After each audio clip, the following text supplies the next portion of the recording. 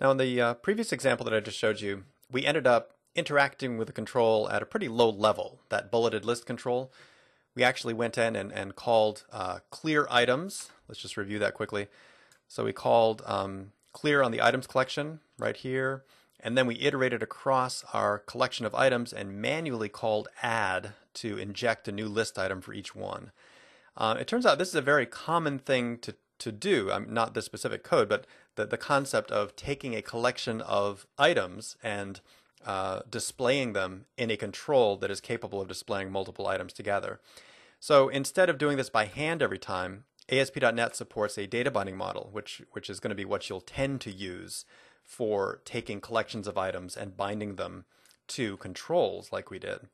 So the way this works is, first of all, I'll need to come up with a collection of some items. So instead of calling that function over and over, I'm going to keep it simple and actually just define a string array with all the items I want to show. Now, this could be any enumerable collection. So it could be the results of a database query.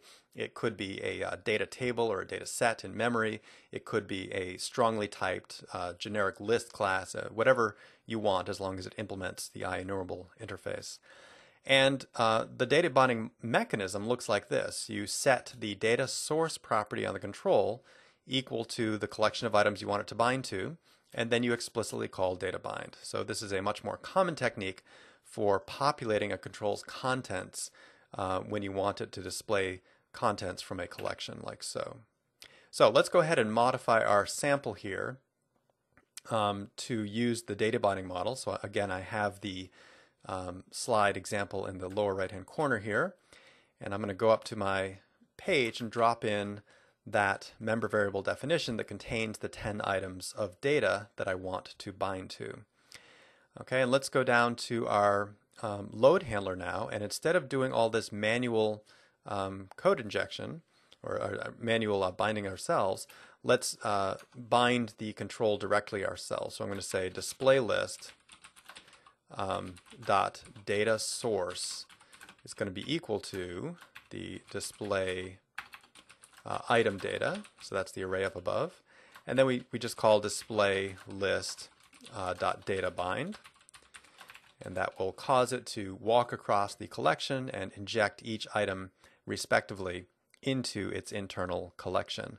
So down here, these three items will be replaced with whatever dynamic binding occurs at this point right here. So let's go ahead and try running that, see if we get pretty much the same results, which is what we expect.